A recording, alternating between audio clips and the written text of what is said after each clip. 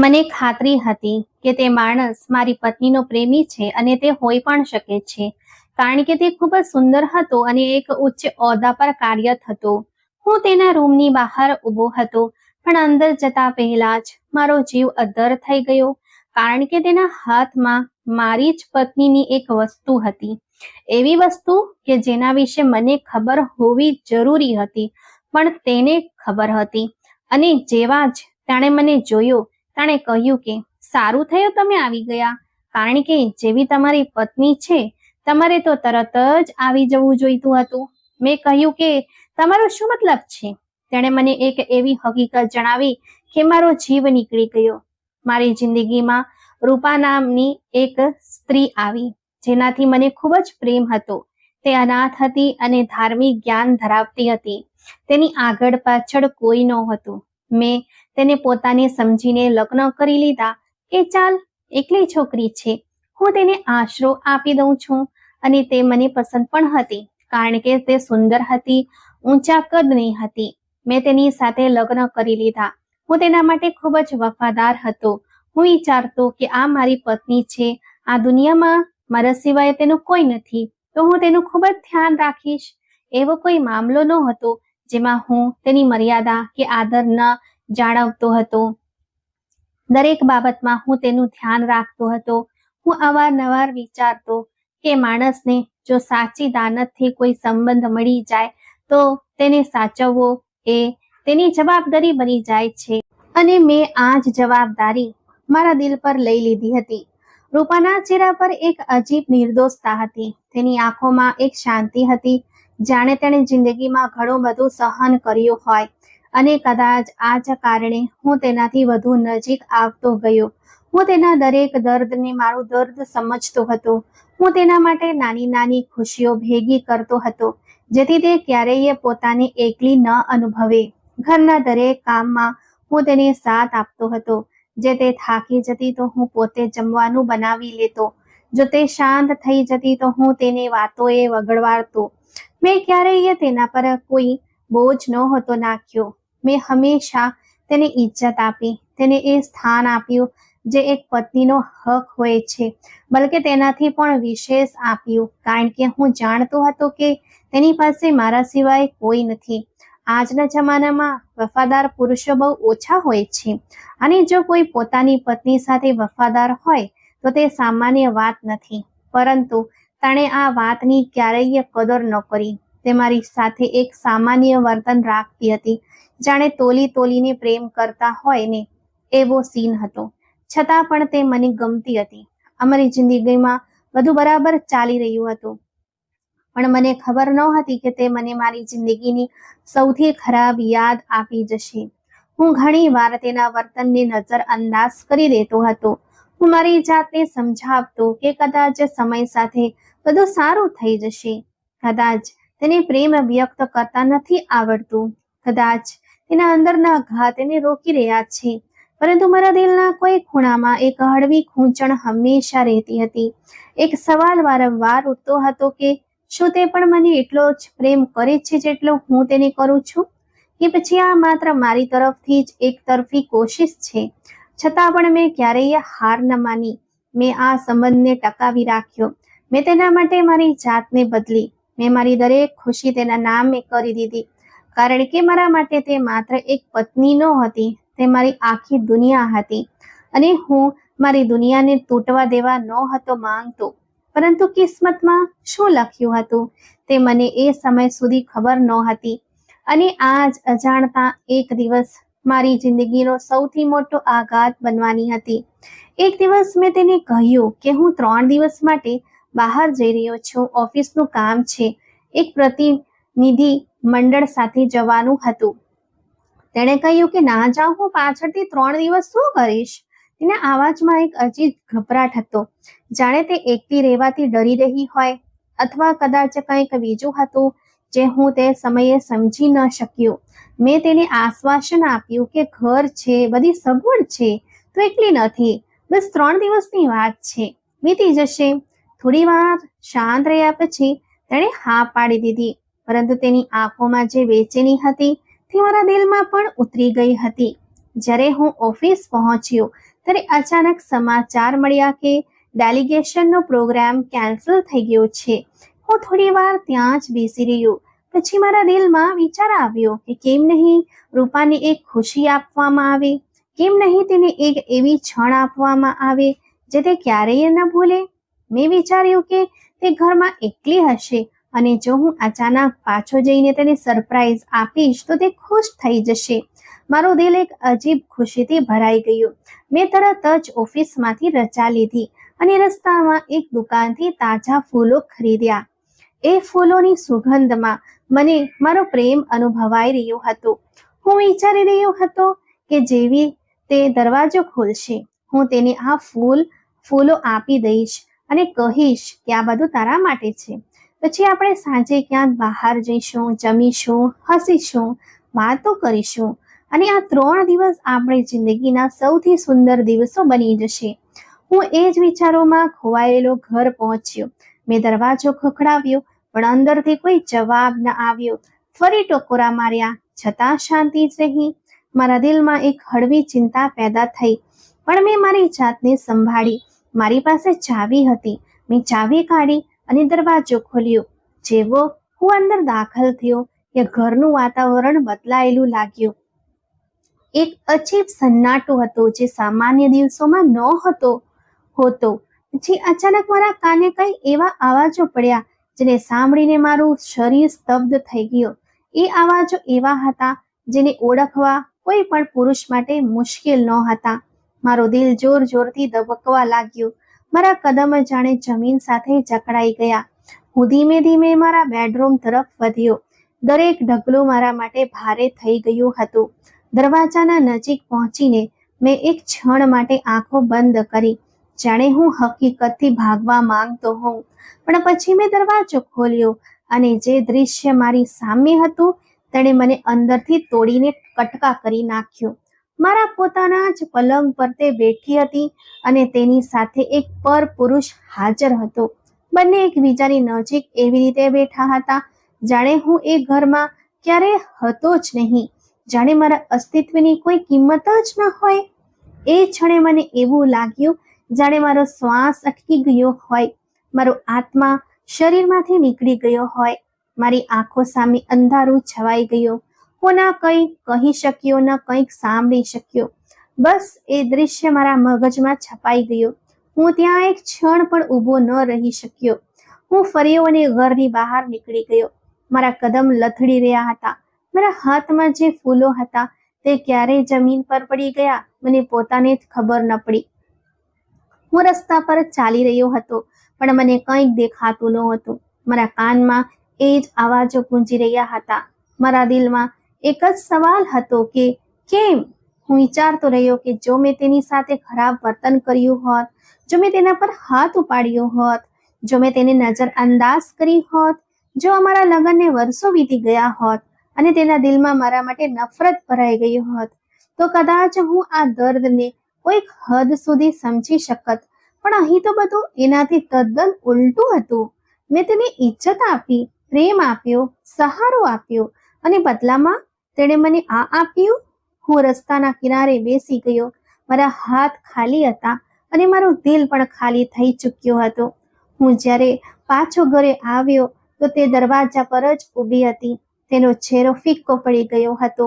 આંખો સૂજી ગયેલી હતી જાણે તે સતત રડી રહી હોય. જેવો તેણે મને જોયો તે તરત જ મારી નજીક આવી ગઈ અને રડતા રડતા કહેવા લાગી, મને માફ કરી દો, મારાથી બહુ મોટી ભૂલ થઈ ગઈ છે. હું તેના ચહેરાને જોઈ રહ્યો હતો અને મને વિશ્વાસ નહોતો આવી રહ્યો કે આ એ જ સ્ત્રી છે જેના માટે મેં મારી આખી દુનિયા બદલી નાખી હતી.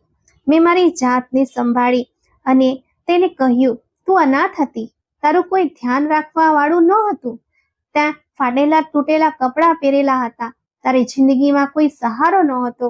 મેં તને મારા ઘરમાં જગ્યા આપી, તને ઇજ્જત આપી, તને મારી જિંદગીનો હિસ્સો બનાવી, તને મારા દિલની રાણી બનાવી અને તે મને આ બદલો આપ્યો. મારી આ આવાજમાં દર્દ પણ હતું અને ગુસ્સો પણ મેં મારી જાત પર કાબુ રાખ્યો. મેં તને સ્પષ્ટ શબ્દોમાં કહ્યું, હું ખરાબ માણસ નથી, હું તારા પર હાથ નહીં ઉપાડો, હું તને બદનામ નહીં કરું, પરંતુ હું હવે તને મારી જિંદગીમાં રાખી શકું નહીં. આ સંબંધ હવે ખતમ થઈ ચૂક્યો છે. તે મારા પગમાં બેસી ગઈ અને રડતા રડતા કહેવા લાગી, હું ક્યાં જઈશ? મારું કોઈ નથી. મારી આ પહેલી ભૂલ સમજીને મને માફ કરી દો. મેં તેની વાત સાંભળી અને દિલની અંદર એક ક્ષણ માટે નરમાશ પણ આવી, પણ બીજી જ ક્ષણે એ દૃશ્ય મારી આંખો સામે તરી આવ્યું અને મારું દિલ ફરી પાછું કઠણ થઈ ગયું. મેં તેને કહ્યું, તે પહેલી ભૂલના નામે જે કર્યું છે તે એવી ભૂલ છે જેને કોઈ પણ સ્વમાની પુરુષ સહન ન કરી શકે અને ના તો માફ કરી શકે. મારામાં પણ એટલી હિંમત નથી કે આ બધા પછી હું તને મારી સાથે રાખી શકું. મેં તેના આંસુ જોયા, પણ હું જાણતો હતો કે જો મેં તે સમયે નબળાઈ બતાવી હોત તો હું આખી જિંદગી મારી જાતને માફ નહીં કરી શકત. મેં તેની ઘરમાંથી ચાલ્યા જવા કહ્યું. તેના પગલાં લથડી રહ્યા હતા. તે વારંવાર મારી તરફ જોઈ રહી હતી કે કદાચ હું તેને રોકી લઈશ, પણ હું શાંત ઊભો રહ્યો અને પછી તે દરવાજાની બહાર ચાલી ગઈ. તેના ગયા પછી ઘરમાં એક અજીબ સન્નાટો છવાઈ ગયો. જે ઘર ક્યારેક મને સ્વર્ગ લાગતું હતું, હવે તે એક ખાલી મકાન જેવું લાગી રહ્યું હતું. મેં એ જ દિવસે તેને લેખિતમાં છૂટાછેડા મોકલી દીધા. ત્યારબાદ મારી જિંદગીમાં એક વેરાન રસ્તા જેવી થઈ ગઈ. 4 વર્ષ સુધી મેં ફરીથી લગ્ન કરવાનું વિચાર્યું પણ નહીં. મને સ્ત્રીના નામથી જ નફરત થવા લાગી હતી. મને લાગતું હતું કે દરેક સ્ત્રી એક સરખી જ હોય છે. દરેક સ્ત્રી ધોખો આપે છે. દરેક સ્ત્રી માણસની વફાદારીની કદર નથી કરતી. પરંતુ સમય સાથે માણસે જીવવું પડે છે. એકલા રહેવું પણ એક સજા બની જાય છે. પછી એક દિવસ મેં ફેસલો કર્યો કે મારે ફરીથી લગ્ન કરવા જોઈએ. મેં મારા દિલને સમજાવ્યું કે દરેક માણસ એક સરખો નથી હોતો, પરંતુ દિલની અંદર જે જખમ હતો તે હજુ પણ તાજો હતો. મારા બીજા લગ્ન અરુણા સાથે થયા. તે એક સાદી છોકરી હતી. તે રૂપા જેટલી સુંદર ન હતી, પણ તેના અંદર એક એવી શાંતિ હતી જે દિલને જીતી લેતી હતી. લગ્ન પછી મેં શરૂઆતથી જ મારા વર્તનને બદલી નાખ્યું. મેં મારી જાત સાથે વાયદો કર્યો કે આ વખતે હું કોઈને મારા માથે નહીં ચડાવું. મેં અરુણા સાથે એક મર્યાદા નક્કી કરી રાખી હતી. હું તેની સાથે નરમાશથી વાત તો કરતો, પણ દિલથી દૂર રહેતો. હું તેને વધારે મહત્વ નહોતો આપતો, કારણ કે મારા દિલમાં ડર બેસી ગયો હતો કે જો મેં તેને પણ એવી જ રીતે ચાહી જેમ પહેલા ચાહી હતી, તો કદાચ અંત પણ એવો જ આવશે. મેં મારી જાતને કામમાં વ્યસ્ત કરી દીધી. મેં એવું કામ પસંદ કર્યું જેમાં મને મોટા ભાગે ઘરની બહાર રહેવું પડતું. મેં પોતે આ જવાબદારી લીધી જેથી હું ઘરના વાતાવરણથી દૂર રહી શકું, જેથી મારું દિલ વ્યસ્ત રહે અને ભૂતકાળના વિચારો મને ઓછા સતાવે. બાકીના લોકો પરિણીત હતા. તેઓ ઘરે સમય વિતાવવા માંગતા હતા અને હું ઘરથી ભાગવા માંગતો હતો. અરુણા મારા આ વર્તનને અનુભવતી હતી, પણ તેણે ક્યારેય ફરિયાદ ન કરી. તે મૌન રહીને બધું સહન કરતી રહી. તે મારા માટે જમવાનું બનાવતી, મારા રાહ જોતી અને જ્યારે હું મોડે ઘરે આવતો તો તે દરવાજો ખોલીને સ્મિત આપતી. તેની આ અબોલ પ્રેમને હું જોતો હતો, પણ પોતાના દિલને કઠણ રાખતો હતો, કારણ કે મારી જાત સાથે વાયદો કર્યો હતો કે હવે હું કોઈના પર આંધળો વિશ્વાસ નહીં કરું. અને આ જ વિચાર મારા વર્તનને દિવસે ને દિવસે વધુ કડક બનાવતો જતો હતો. હું જેટલો ખર્ચ રૂપાને મહિનાનો આપતો હતો તેનાથી અડધો પણ અરુણાને નહોતો આપતો, પરંતુ તે ચૂપચાપ ગુજારો કરતી હતી. તેના ચહેરા પર ક્યારેય ફરિયાદ આવતી નહોતી. તે હંમેશા શાંત રહેતી, જાણે તેણે પોતાની ઈચ્છાઓને પોતે જ ક્યાંક દબાવી દીધી હોય. હું ક્યારેય તેની જરૂરિયાતો વિશે વિચારતો પણ નહોતો. મેં મારા દિલમાં નક્કી કરી લીધું હતું કે હવે કોઈને એ બધું નહીં આપું જે હું પહેલા આપી ચૂક્યો છું. રૂપાથી તો મને કોઈ સંતાન પણ નહોતું થયું અને પાછળથી અવારનવાર મારા મગજમાં એવો વિચાર આવતો કે કદાચ તેણે જાણી જોઈને સંતાન થવા દીધું ન હતું. કદાચ તે શરૂઆતથી જ મારી સાથે વફાદાર નહોતી. આ વિચાર મારા અંદર એક અજીબ ગુસ્સો પેદા કરતો હતો અને એ ગુસ્સો હું મારી સાથે લઈને ઘરે આવતો હતો. જ્યારે હું ઘરમાં દાખલ થતો તો અરુણા શાંતિથી મારું સ્વાગત કરતી, પરંતુ હું તેની તરફ જોયા વગર અંદર ચાલ્યો જતો. મને ગુસ્સો આવતો તો હું ઘરમાં અરુણા પર ખીજાઈ જતો. તે ચૂપચાપ બોલ સાંભળી લેતી. તેની આંખો ભીની થઈ જતી, પણ તે કશું કહેતી નહીં. તેની આ જ શાંતિ મને વધુ કઠોર બનાવી દેતી હતી. મને લાગતું હતું કે તે નબળી છે અને હું તેના પર મારી મરજી ચલાવી શકું છું.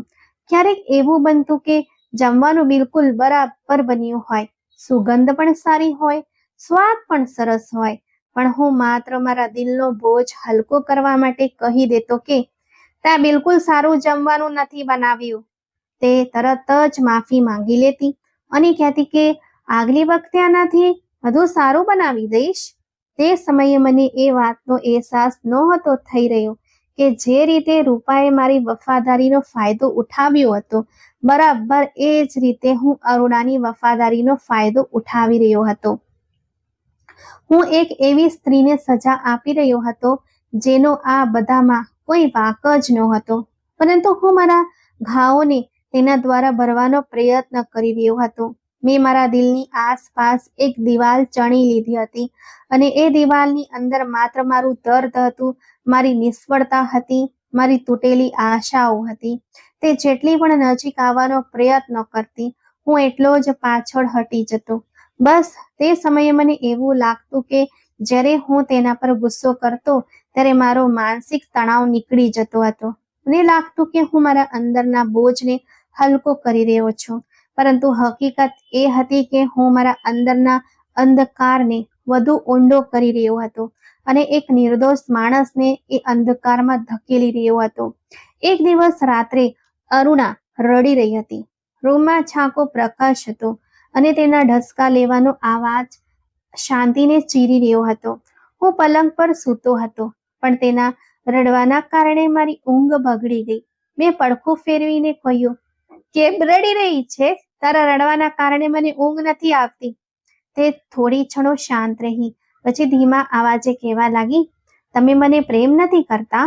તેના આ શબ્દો સીધા મારા દિલ પર વાગ્યા, પણ મેં મારી જાતને કઠણ રાખી. મેં કહ્યું, પતિ પત્નીના સંબંધમાં પ્રેમનું શું કામ? મારી આવાજમાં એક ઉદાસીનતા હતી, જાણે હું કોઈ અજાણ્યા વ્યક્તિ સાથે વાત કરી રહ્યો હોઉં. તે થોડી સીધી થઈને બેઠી. તેની આંખો આંસુઓથી ભરાયેલી હતી. તેણે કહ્યું, કેમ ન થઈ શકે પ્રેમ? પ્રેમ તો થઈ શકે ને. તેના લેખામાં આશા પણ હતી અને સવાલ પણ, જાણે તે મારી પાસે પોતાના હકની વાત કરી રહી હોય.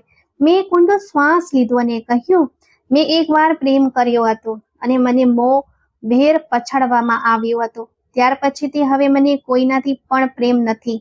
મેં મારી નજર તેના પરથી હટાવી દીધી, જાણે હું ભૂતકાળના કોઈ અંધકારમાં ખોવાઈ ગયો હું.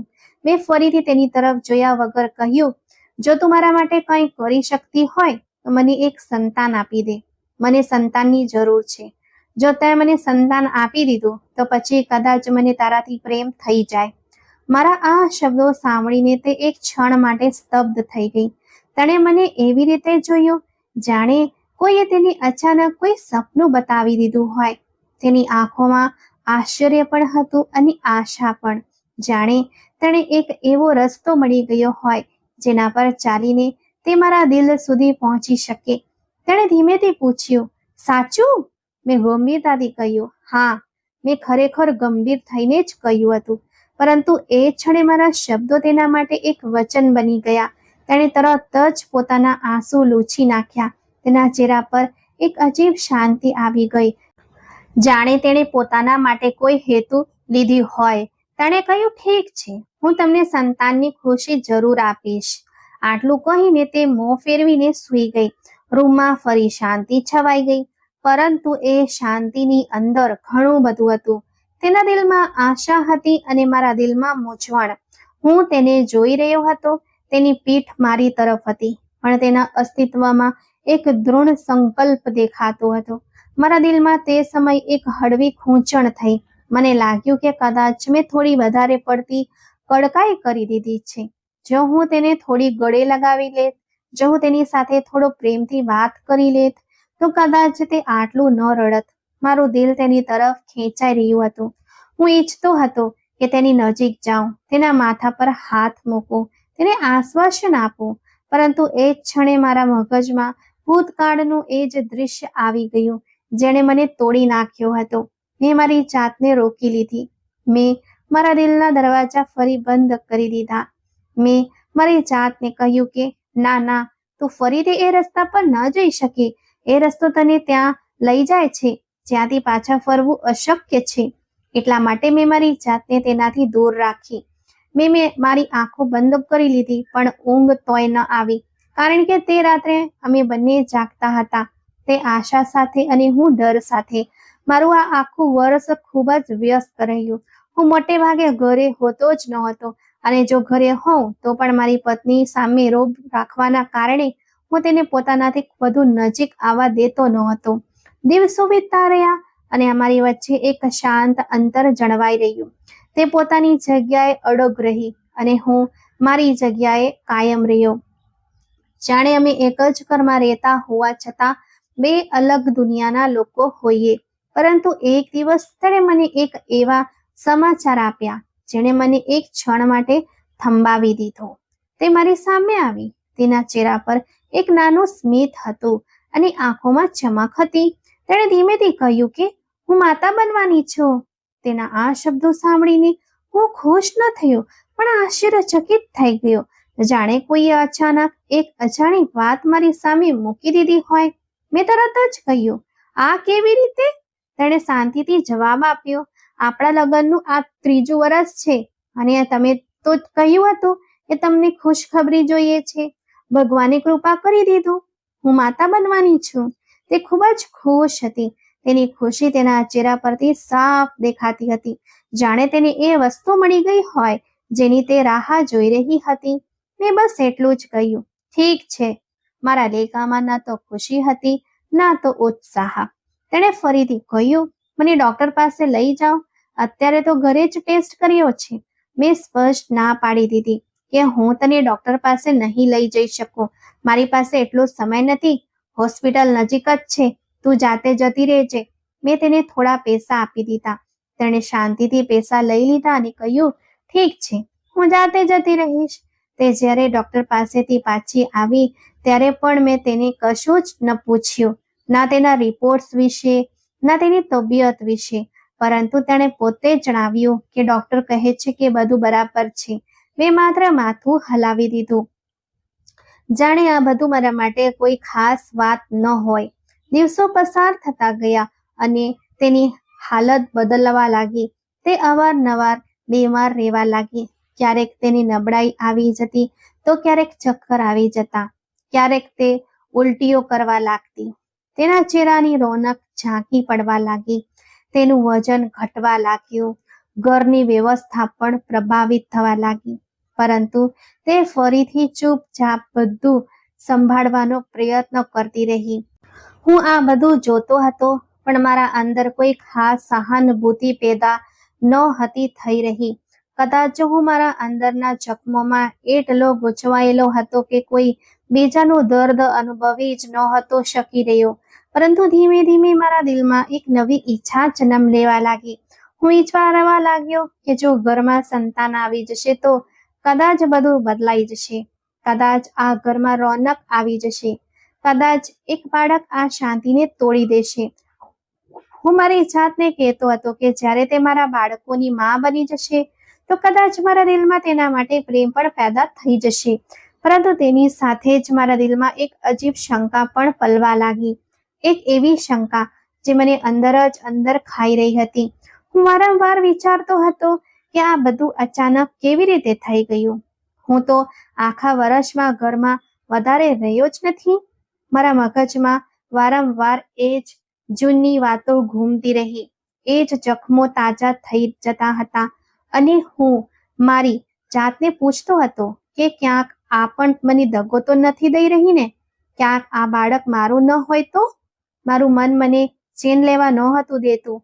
હું હર પળ આ જ વિચારમાં ડૂબેલો રહેતો હતો. મેં જે સ્ત્રીને પહેલા મારા ઘરમાં જગ્યા આપી હતી તે પણ મને દગો આપી ગઈ હતી. તો પછી આના પર હું કેવી રીતે વિશ્વાસ કરી શકું, જેને મેં ક્યારેય સમજવાનો પ્રયત્ન જ નથી કર્યો? હવે સમય રોકાતો નથી, તે ચાલતો રહે છે અને એ જ રીતે સમય પસાર થતો ગયો. તે 8 મહિનાની ગર્ભવતી થઈ ગઈ.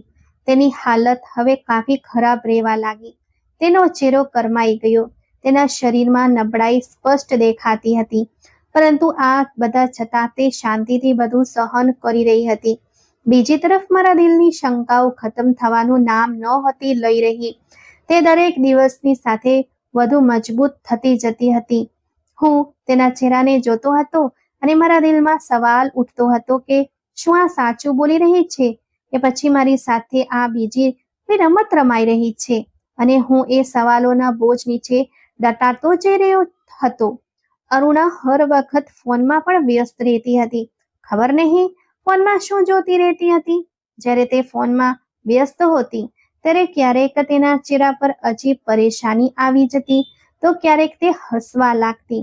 તેના ચહેરાના હાવભાવ એક પળમાં બદલાઈ જતા હતા, જાણે તે કોઈની સાથે વાત કરી રહી હોય, જાણે કોઈ તેની સામે બેઠું હોય અને તે તેના જવાબ આપી રહી હોય. હું તેને દૂરથી જોતો હતો અને મારા દિલમાં એક અજાણ્યો ડર પેદા થતો જતો હતો. જ્યારે પણ હું તેની નજીક જતો અને તેના ફોન તરફ જોવાનો પ્રયત્ન કરતો તો તે તરત જ ફોનને પાછળ કરી લેતી અથવા સ્ક્રીન બંધ કરી દેતી. તેની આ હરકત મારા દિલમાં વધુ શંકાઓ પેદા કરી રહી હતી. મેં કેટલીય વાર વિચાર્યું કે તેને સીધું જ પૂછી લઉં, પણ પછી મારી જાતને રોકી લેતો, કારણ કે મારા અંદર પહેલાથી જ ઘણું બધું તૂટી ચૂક્યું હતું અને હું વધુ એક સત્ય સાંભળવાની હિંમત નહોતો ધરાવતો. હું ચૂપચાપ તેને જોતો રહેતો અને મારા દિલમાં વાર્તાઓ બનાવતો રહેતો. મારો એક મિત્ર હતો, પરણેલો હતો. મેં એક દિવસ તેની સાથે વાત કરી. મેં તેને પૂછ્યું કે જો પતિ પત્ની એકબીજા સાથે વધારે સમય ન વિતાવે તો શું પણ સંતાન થઈ શકે? મેં આ સવાલ એવી રીતે પૂછ્યો જાણે બસ આમાં સામાન્ય વાત હોય, પરંતુ હકીકતમાં મારા અંદર એક તોફાન ચાલી રહ્યું હતું. તેણે મારી વાત સાંભળીને હળવું હસતા કહ્યું, અરે, અમારી સાથે તો એવું નથી થયું. અમે તો એકબીજા સાથે કાફી સમય વિતાવ્યો, ત્યારે ક્યાંક જઈને અમારું પહેલું સંતાન થયું. અમે તો ઘણા પરેશાન પર રહ્યા હતા. ડોક્ટર પણ કહેતા હતા કે આજકાલ આવું જ થાય છે, મોડું સંતાન થાય છે, જલ્દી નથી થતો. તેની વાતો સાંભળીને મારા દિલને શાંતિ મળવાને બદલે વધુ બેચેની મળી ગઈ. તેણે જે કંઈ પણ કહ્યું તે તેની પોતાની જિંદગીનો અનુભવ હતો, પરંતુ મારા માટે તે વાત એક બીજી શંકા બની ગઈ. તેણે અજાણતામાં મારા દિલમાં વધુ એક કાંટો ભોંકી દીધો. મારા મગજમાં એક જ વાત ઘૂંભી રહી હતી કે જો તેની સાથે એવું નથી થયું તો પછી મારી સાથે કેવી રીતે થઈ ગયું? હું મારા દિલને સમજાવવાનો પ્રયત્ન કરતો હતો કે દરેક માણસની જિંદગી અલગ હોય છે, દરેકનું શરીર અલગ હોય છે, પરંતુ મારા અંદર બેઠેલી શંકા દરેક દલીલને ફગાવી દેતી હતી. હવે જ્યારે પણ હું અરુણાને ફોન પર જોતો ત્યારે મારી શંકા વધુ વધી જતી. હું વિચારતો કે તે કોઈની સાથે વાત કરી રહી છે, તે મારાથી કંઈક છુપાવી રહી છે. તેના ચહેરાના બદલાતા હાવભાવ મારા માટે એક રહસ્ય બની ચૂક્યા હતા, જેને હું ઉકેલવા માંગતો હતો પણ હિંમત નહોતો કરી શકતો. હું તેની દરેક હરકતને શંકાની નજરે જોવા લાગ્યો હતો. તેની શાંતિ પણ મને અજીબ લાગતી હતી, તેનું સ્મિત પણ મને ખટકતું હતું અને તેનું ફોન વાપરવું તો જાણે મારા દિલમાં તોફાન ઊભું કરી દેતો હતો. મારા મિત્ર એમાં કદાચ સામાન્ય વાત કહી હતી, પરંતુ એ વાતથી મારા અંદરના જખમો ફરી તાજા થઈ ગયા હતા અને હવે મારું દિલ અને એ માનવા તૈયાર ન હતું કે બધું ઠીક હોઈ શકે છે. મને ચારે તરફ દગો જ નજર આવી રહ્યો હતો. એક દિવસ તો હદ થઈ ગઈ. મેં મારી પત્નીને જોઈ લીધી. તે કોઈ ચિઠ્ઠી છુપાવી રહી હતી. તે રૂમના ખૂણામાં બેઠી હતી. તેના હાથમાં એક નાની ચિઠ્ઠી હતી જેને તે ખૂબ જ ધ્યાનથી જોઈ રહી હતી. તેના ચહેરા પર ગંભીરતા હતી, જાણે તે કોઈ મહત્વની વાત વાંચી રહી હોય. જેવી મારી નજર તેના પર પડી, તેના ચહેરાના હાવભાવ બદલાઈ ગયા. તેણે તરત જ એ ચિઠ્ઠી બંને હાથની પાછળ છુપાવી દીધી, જાણે કોઈ બાળક પોતાની ભૂલ છુપાવવાનો પ્રયત્ન કરતું હોય. મારા દિલમાં પહેલાથી જ શંકાનું એક તોફાન મચેલું હતું અને એ પળે તેની આ હરકતે તોફાનને વધુ તેજ કરી દીધો. મેં કડક અવાજે કહ્યું, શું છે તારા હાથમાં? તે ગભરાઈ ગઈ.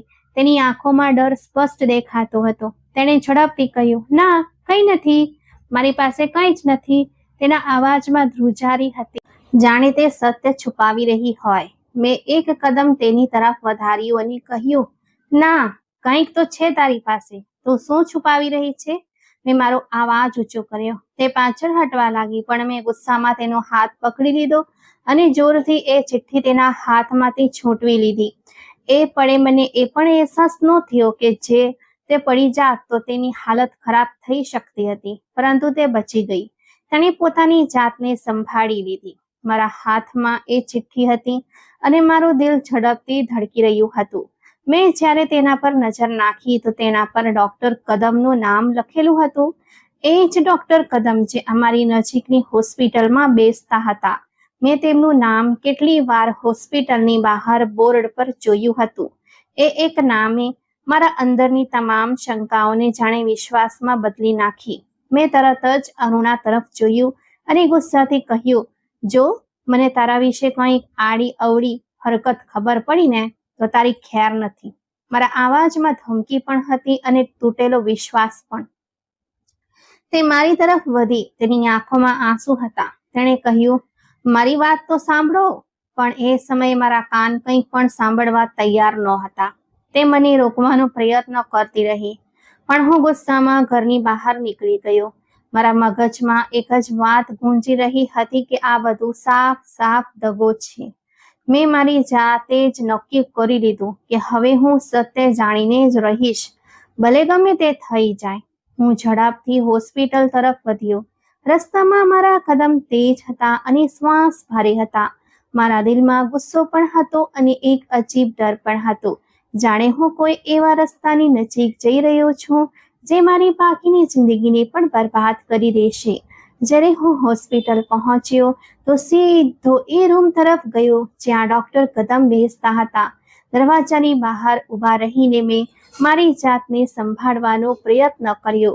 ગુસ્સો મારા અંદર ઉકળી રહ્યો હતો, પરંતુ મને યાદ હતું કે સામે પણ એક પુરુષ છે અને વાત સમજદારીથી કરવી પડશે.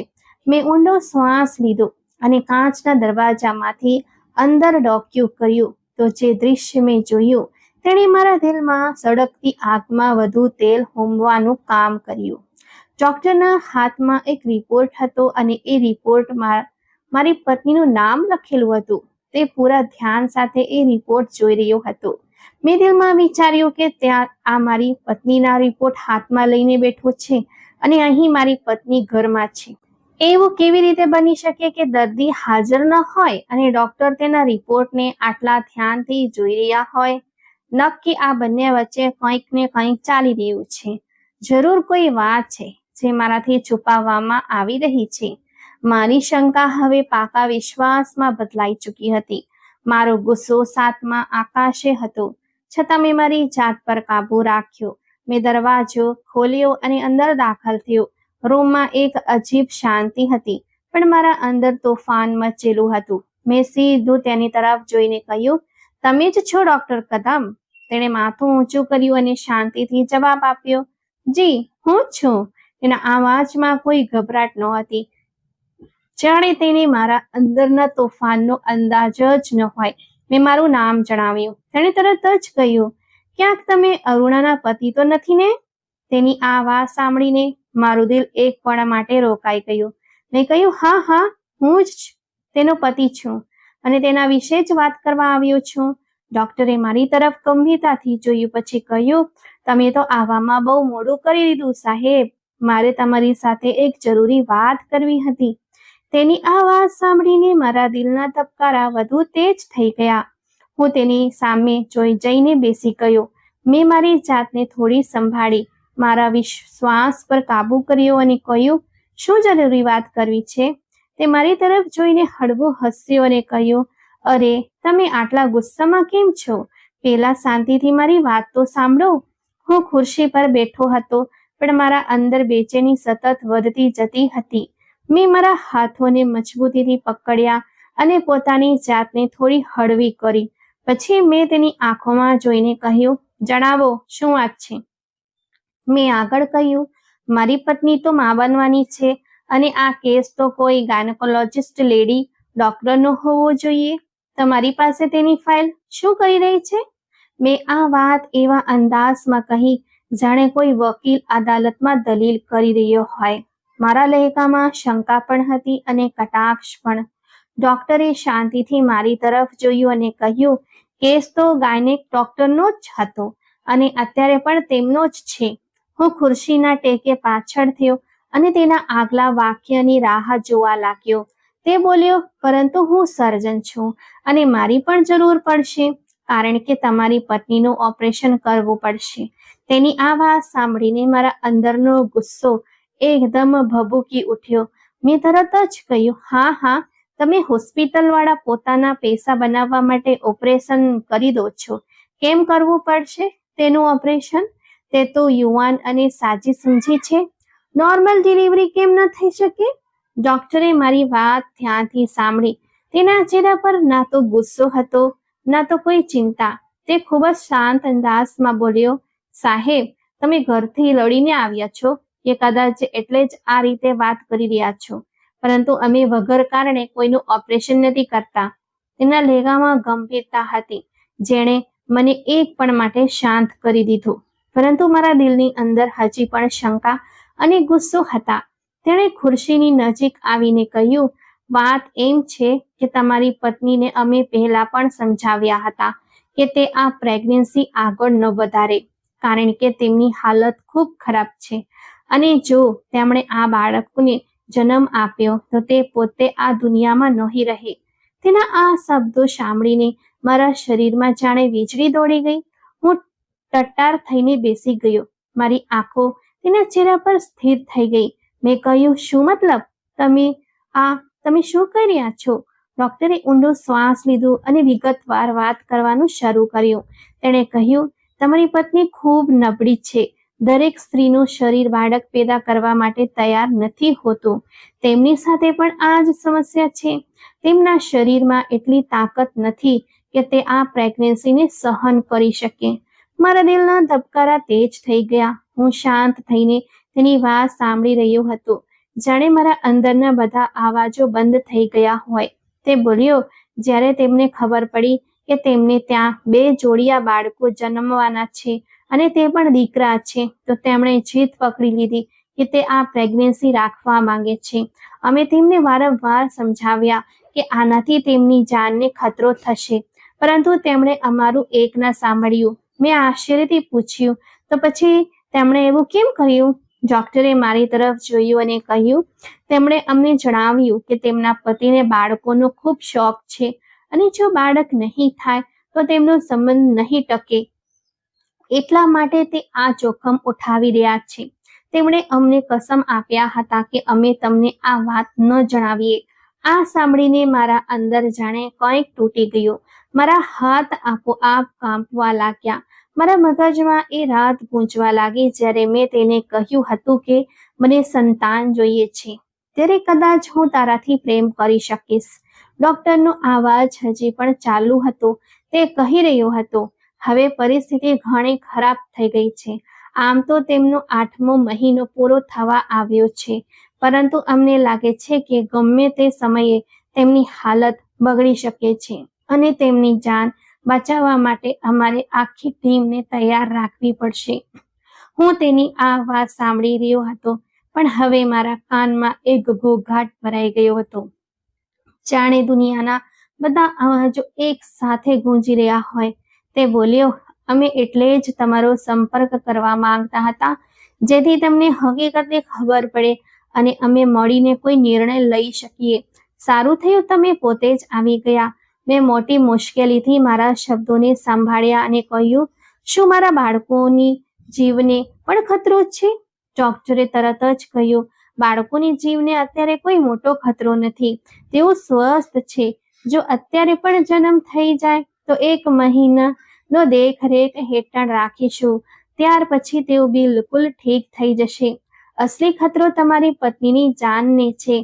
આ સાંભળીને મારું માથું ઝૂકી ગયું. મને એવું લાગ્યું જાણે કોઈએ મારા છાતી પર ભારે પથ્થર મૂકી દીધું હોય. મેં ધીમેથી કહ્યું, હવે શું કરી શકીએ ડોક્ટર? ડોક્ટરે ગંભીરતાથી જવાબ આપ્યો, હવે ઘણું મોડું થઈ ચૂક્યું છે. અમે તેમને શરૂઆતમાં જ કહ્યું હતું કે આ પ્રેગ્નન્સી ખતમ કરાવી લે અને પછી જ્યારે તબિયત સારી થઈ જાય ત્યારે ફરીથી કોશિશ કરે, પરંતુ તે ન માની. હવે આપણે ફક્ત પ્રાર્થના કરી શકીએ છીએ અને પૂરો પ્રયત્ન કરીશું કે તેમને બચાવી શકીએ. મેં લાચારીથી કહ્યું, જે પણ જરૂરી હોય તે કરો ડોક્ટર. જેટલા પણ પૈસા લાગે તે લગાવો. મારી પત્ની અને મારા બાળકો બંનેને બચાવી લો. ડોક્ટરે માથું હલાવતા કહ્યું, અમે પણ એ જ કોશિશ કરીશું. તમે પણ પ્રાર્થના કરો. હું ખુરશી પરથી ઊભો થયો તો મારા પગલાં ભારે થઈ ચૂક્યા હતા, જાણે હું કોઈ બીજો જ માણસ બની ગયો હોઉં. હું રૂમની બહાર નીકળ્યો અને હોસ્પિટલની લોબીમાં ઊભો રહી ગયો. ત્યાં લોકોના આવાજો હતા, કદમોનો પગરવ હતો, પરંતુ મારા માટે બધું શાંત થઈ ગયું હતું.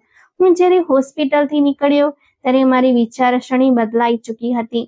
મારું દિલ મારી જ વિરુદ્ધ સાક્ષી આપી રહ્યું હતું.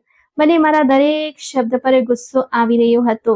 દરેક એ વાક્ય જે મેં અરુણાને કહ્યું હતું તે મારા કાનમાં ગૂંજી રહ્યું હતું. મેં તેના પર દબાણ કર્યું હતું. મેં તેને શરત આપી હતી. મેં તેને પ્રેમ બદલ સંતાનનો સોદો રજૂ કર્યો હતો અને તે બિચારી એ સોદાને સાચો સમજી બેઠી. તે પોતાના પતિના પ્રેમ માટે પોતાની જાનની બાજી લગાવી બેઠી. મને યાદ આવી રહ્યું હતું કે તે કેવી રીતે શાંતિથી બધું સહન કરતી રહી, કેવી રીતે તે મારી વડ સાંભળીને પણ સ્મિત આપી દેતી હતી, કેવી રીતે હર હાલમાં તે મારા માટે ઊભી રહી. અને મેં તેની સાથે શું કર્યું? મેં તેને એકલી છોડી દીધી. મેં તેનો ખ્યાલ ન રાખ્યો. મેં તેની બીમારીને નજરઅંદાજ કરી. મેં તેની તકલીફને ન સમજી. અને તે અંદરની અંદર પોતાની જાનની કિંમતે મારા માટે સંતાનની ખુશી તૈયાર કરી રહી હતી. મારા કદમ લથડી રહ્યા હતા. મેં રસ્તાના કિનારે રોકાઈને પોતાનું માથું હાથોમાં પકડી લીધું. મને એવું લાગી રહ્યું હતું કે હું પોતે જ પોતાના પાપોના બોજ નીચે દટાઈ ગયો છું. હવે મને મારી પોતાના પર ગુસ્સો આવી રહ્યો હતો અને બહુ જ પસ્તાવો થઈ રહ્યો હતો. મેં વિચાર્યું કે બસ ઘરે જઈને અરુણાની માફી માંગી લઈશ, પ્રેમનો ઇઝહાર કરીશ, તેને હિંમત આપીશ, તેને કહીશ કે બધું ઠીક થઈ જશે. હવે હું બદલાઈ જઈશ. હવે હું તેને એ જ ઇજ્જત અને પ્રેમ આપીશ જેની તે હકદાર છે. પરંતુ હું જ્યારે ઘરથી નીકળ્યો હતો ત્યારે મારા અંદર ગુસ્સો હતો. મારા શબ્દો કડક હતા અને કદાચ એ જ ક્ષણે તેના શરીરે એ દબાણ સહન ન કર્યું. હું જેવો જ ઘરે પાછો પહોંચ્યો તો ત્યાંના દૃશ્ય મારા પગ નીચેથી જમીન ખેંચી લીધી. તે જમીન પર બેહોશ પડી હતી. તેનો ચહેરો પીળો પડી ગયો હતો. આંખો બંધ હતી અને શ્વાસ પણ અસ્તવ્યસ્ત હતા. એક પળ માટે મને સમજ ન પડી કે શું થઈ ગયું છે. હું ભાગીને તેની પાસે પહોંચ્યો અને તેની હલાવી, પરંતુ તે કોઈ જવાબ નહોતી આપી રહી. મારા હાથ કાંપવા લાગ્યા. મેં તરત જ તેને ઉઠાવી અને ગાડીમાં નાખીને હોસ્પિટલ તરફ દોડાવી. મારા મગજમાં ફક્ત એક જ વાત ચાલી રહી હતી કે બસ ગમે તે રીતે આ ભાનમાં આવી જાય, ગમે તે રીતે આ ઠીક થઈ જાય. રસ્તામાં હું વારંવાર તેનો ચહેરો જોઈ રહ્યો હતો અને પોતાની જાતને કોસી રહ્યો હતો કે મેં તેને આ હાલત સુધી પહોંચાડી દીધી. હોસ્પિટલ પહોંચતા જ ડોક્ટર્સે તેને ઇમરજન્સીમાં લઈ લીધી. થોડી વાર પછી એક ડોક્ટર બહાર આવ્યા. તેમના ચહેરા પર ગંભીરતા હતી. તેમણે કહ્યું, આવી હાલતમાં બીપી હાઈ થવું ખૂબ જ ખતરનાક છે. અમને તો લાગતું હતું કે 20-25 દિવસ હજી મળી જશે, પરંતુ હવે આ કેસ વધુ મુશ્કેલ થઈ ગયો છે, કારણ કે હવે તેમનો સમય શરૂ થઈ ગયો છે. આ શબ્દો મારા પર વીજળી જેમ પડ્યા. હું એક ખુરશી પર બેસી ગયો. મારી આંખો સામે અંધારું છાવવા લાગ્યું. મને મારા પોતાના શ્વાસ ભારે લાગવા માંડ્યા.